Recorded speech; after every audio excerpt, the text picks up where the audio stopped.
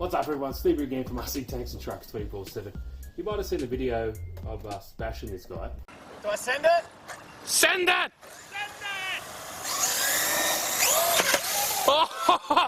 And obviously I wasn't too impressed with how it performs, especially low speed. It does a lot of body rolls and it just flipped over on its hood. And you know, obviously a lot of that's going to do with, I guess, driving characteristics, but also the suspension setup and the tyres. You know, and maybe I'm just not used to this particular style of car. But anyway, we took it to the skate park and things went a little bit crazy. Now it was jumping nice, it has nice balance in the air, that's for sure. It does fly very well, but yeah, these aren't really meant for the skate park, and Carbo got the control of it and he went a little bit crazy with it. And that's resulted in these issues. So in this video I thought we'll see what's wrong with it and let's fix it together. And the main issue is it's only rear wheel drive. As you can see, the front is kind of semi-disconnected to the rear and doesn't want to play together nicely, which is a problem with a four-wheel drive car. Another problem here, which is quite obvious, is the front sway bar has been pushed all the way out. You can see it, it's all the way out here and it's disconnected from this side here. Here it's just flapping around in the breeze, as you can see on this side. So that seems like an easy fix. Maybe this bar is bent, new sway bar, no problem there, and that's just disconnected from that. That's the problem, no problem. But the biggest problem is right now. So let's fix this bad boy up. I must admit though as well, before I start wrenching, the overall condition of the outside body is in fairly good condition. Considering the size and the weight of this guy, I was expecting a little bit more carnage. There's only a few, you know, cracks and scratches there, but apart from that, overall, it did survive surprisingly well, and I'm very impressed with the actual, you know, even though I did break something in there, the durability of it, yeah, was nice. Hopefully it's a drive shaft. We've got a new one here which we can use, but I don't think it's that as well. And yeah, you might notice that the white lettering on the tyres, that's done with like a paint pen. So I'm just going to start removing these bottom plates. This one here is quite large. It has a, I don't know, what are they, 25mm screws or something at the back. Just going to hold it all together. So might not be in the correct order. See if I need to take off the plastic shell, I'm not too sure. But we'll just keep getting through this one step at a time. There's a lot of screws here because it's an individual. It's kind of like you do the work upside down with this car, because once you take off this plate, you can see all the innards, all of its guts. Definitely need a power tool for this car.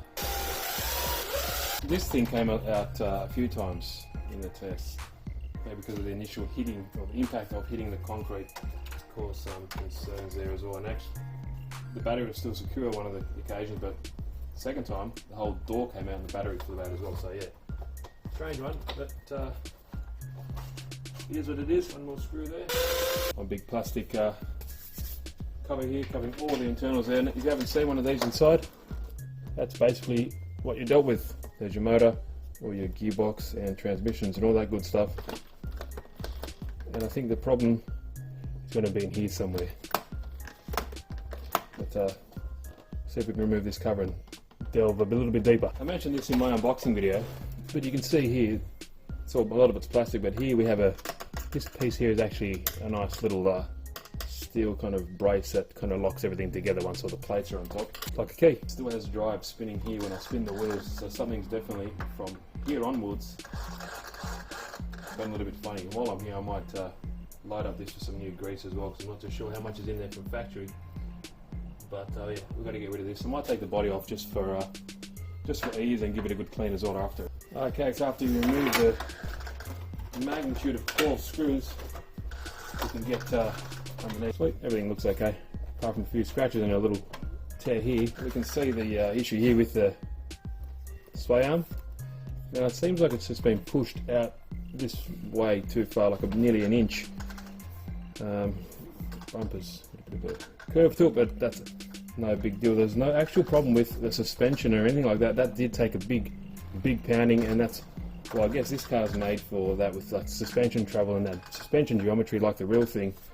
And definitely, the Traxxas engineers definitely did a good job with that. All I can see here is this has been pushed out. That's it. That's nothing too bad at all.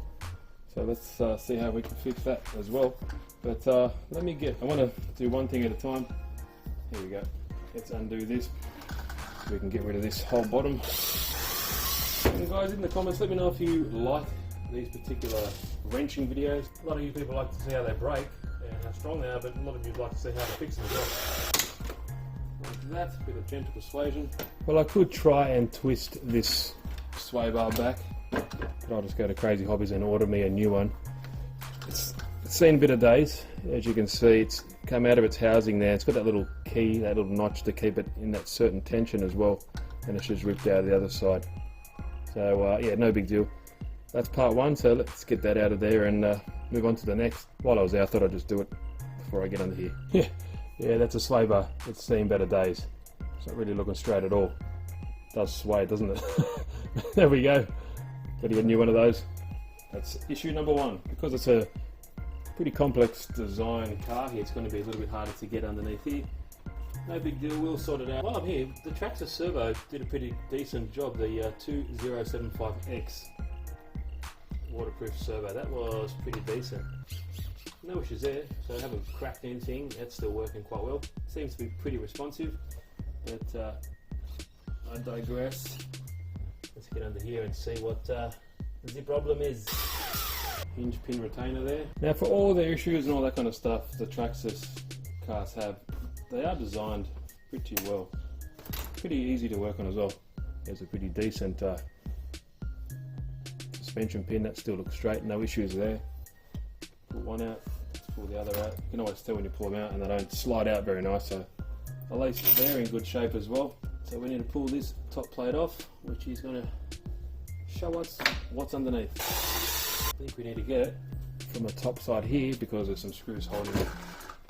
I could be wrong. Normal people won't be able to do this because you don't normally bash them into a freaking tree or off a skateboard, concrete skateboard park, skate park, wherever the hell it is. But it's all fun. A lot of people like it. Everyone laughs. And I have found the problem. Right there. Twisted, snapped drive shaft, as you can see. So, got to go get one of these bad boys. That's the I think it's like a telescopic, or looks like a sliding drive shaft. That is completely snapped, sheared off. From there, everything else looks okay. So that is a problem. The differential sounds nice. So let's get a new one of those. Thought I'd show you once I pulled it all out. So just wanted to make sure nothing was wrong internally. Everything looks fine. That's the amount of grease that was in here. So I'm going to pack it up with some more. We're going to use some decent marine grease and pack it up. But here is the culprit right there, and yeah, there's a problem. So as you can see, just completely snapped. Pull out this little grub screw and we'll get the replacement part for that. Not too sure if there are any steel replacements as of yet, but whatever. If there isn't, we'll just replace it with the stock plastic part. And if we move over to the car, here is the other side there. Pretty easy, but everything else sounds alright. I'll pull out this cover and check, just give everything a quick run through. But that is it. Everything else looks alright. The drive shafts and everything looks fine. No problem. Apart from complete another beating that it took, everything looks straight, nothing else looks bent. And if you did bend this, or somehow managed to bend this steel one, there is one down there that you get included on the actual body, so that is pretty cool. So I'm going to go down to Crazy Hobbies and get that part that I need. Well, there's the other half there. So yeah, unfortunately that's what happened, but you know what, it's cheap, it's plastic, it's going to break before you break something else, which could be these more expensive metal differentials and metal parts, which genuinely cost a lot of more money. So anyway, let's get those parts. This part's fine. This actual section that in the differential, or center, or the center diff, or whatever you want to call it, is actually fine. So if I do get a replacement part, I just need to change this, and I won't need to pull all this guy out. And while I had I took this cover off just to make sure everything else looked good in here, which it does. All the gears are in good condition. If you ever noticed here, when this is spinning, you see that planetary gear set running around. It's pretty cool. Pretty ingenious design there. You have a push drive there as well. Obviously all metal pinion and spur gear, but everything looks intact, so I just wanted to check it out. But that's how it looks when it's spinning around. It's a pretty cool design. But yeah, everything looks fine here. Predetermined mesh with those little pins there. But yeah, just wanted to show you before I lock it all up and put all the new parts in here. Just wanted to make sure everything looked fine here, which it does, no issues at all. And the pinion gear looks good as well. So happy days here. I'll slap it all together and let's get this new part. Okay, I got all my parts here. Now I probably didn't even need to buy the sway bar kit, which is just here. Front and rear sway bar. I probably could have bent the original one back, but whatever. They're cheap anyway. And here's a new set of these. This is the linkage sway bar for the front, and also here we have it here. Part number 8556, probably come in metal soon, but that is the drive shafts center front with the 4mm screws. So basically this part of it's fine, but I snapped that guy right there, as you would have seen before. So all we need to do is get this guy out, attach it all back in, and slowly get everything back together. Okay, now if I can remember where everything goes, but that's part of the fun, to put it all back together. So basically on this part, we only need the front section. Now basically that just slides back in there, just like that, nothing to it. So the hole on this guy matches there, and we can lock it down with that included nuts, or included screws that come with it. Now there are some grey parts on this chassis, like these here, the linkages. I might dye them black later on, like I did with the X-Max. If you want to see that video, I'll leave a link in the description as well. I've got pretty much everything on the X-Max. I don't really like the grey colour that they use. I don't know why they do it. I don't know why, it just looks strange. Anyway, I've dyed it all black. It's basically just using this guy here, grit dye. So I'll probably do some of those little parts of this. I'll do it later. I just wanted to get this car put together and ready to go. So that is all in there as it should. Now we need to put the actual diff back in here, and we can lock it all back together. Now Traxxas cars are pretty, well, generally easy to work on. I don't find any issues with them. It just, like I said, it's got to put things back as you pull them out, otherwise you forget. And yeah, don't be disheartened when you see this and think, oh, I can't do that myself, because you can. There's nothing to it. Just see where you put things and put them back. And even I love taking a lot of cars apart. I get into that trap. Maybe I don't need to take this out, maybe I do. But yeah, follow the instructions. You can always go back if something goes wrong, see where you've not put something back in, or did it the wrong way around, vice versa.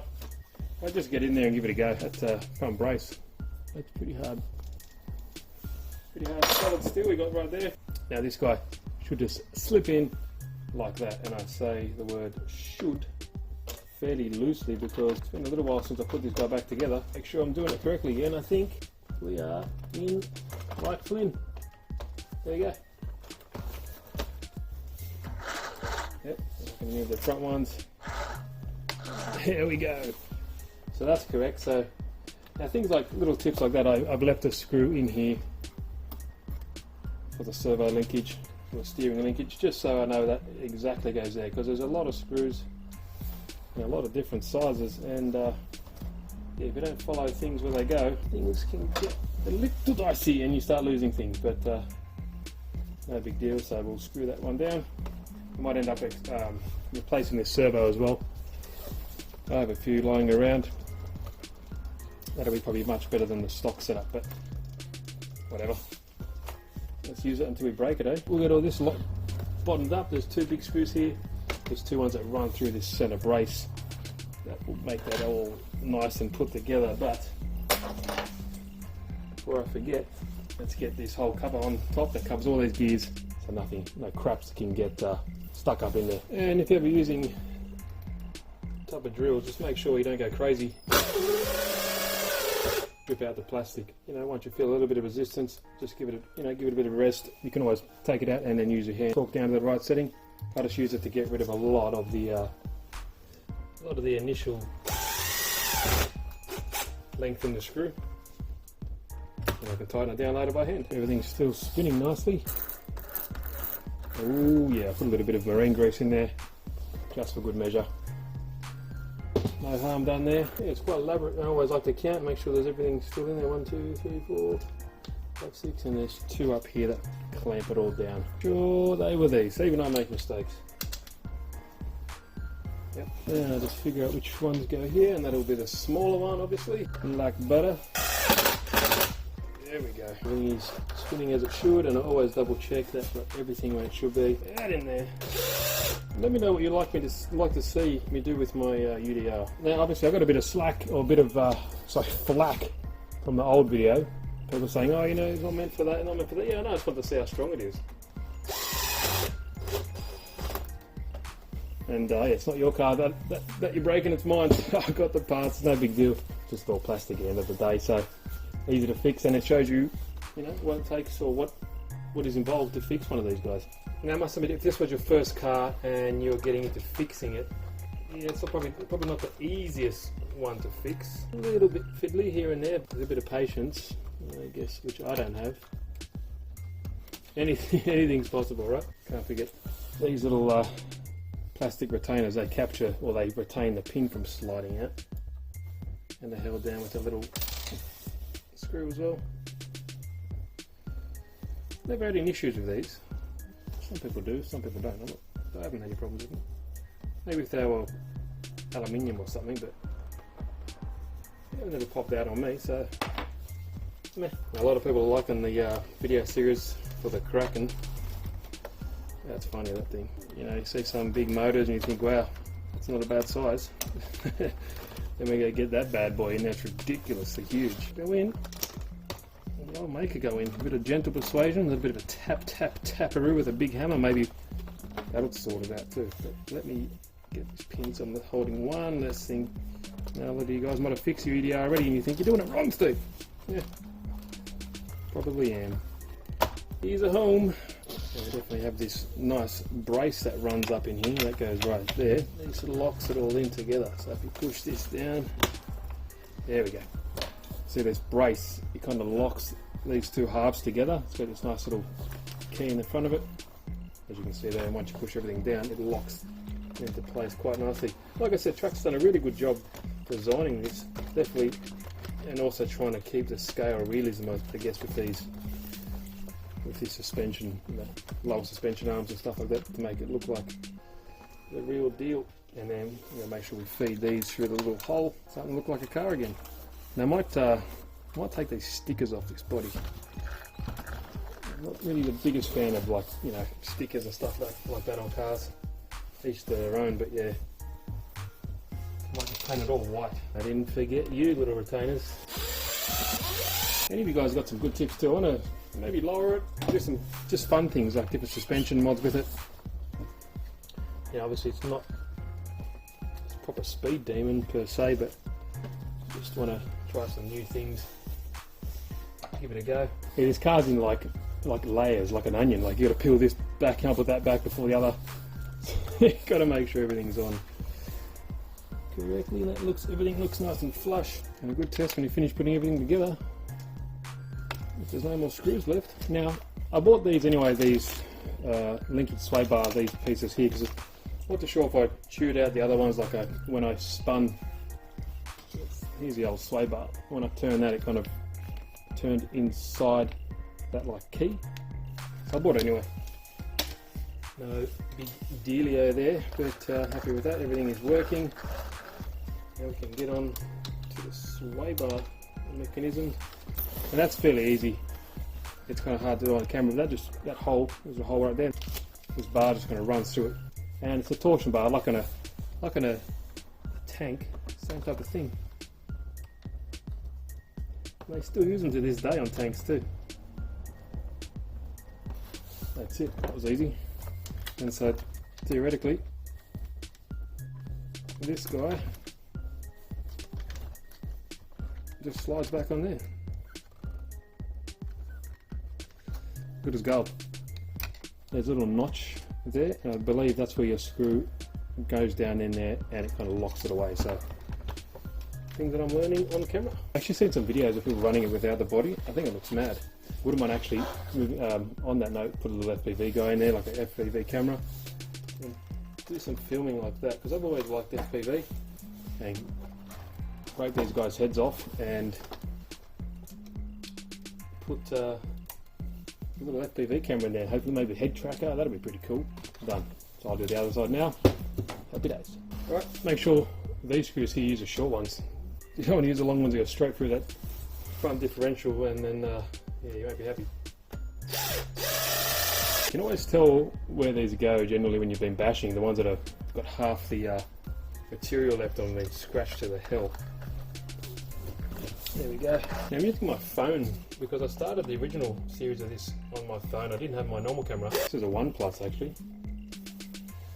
It's my secondary phone if my Galaxy Note 8 decides to not want to play nice. Now I've got NFG batteries that you might have seen in another video. I've got some of them coming soon, and they'll be able to fit this guy as well. So 4S and 6S, a few stuff coming that I'm pretty pumped about, to be honest. Ha! See, even I make mistakes. The button head screws put at the bottom. So far guys, looking like a success. It looks like I put everything where it should be. Couple more screws and yeah, good to go. That's about it. Only 2 screws are these 2 guys here,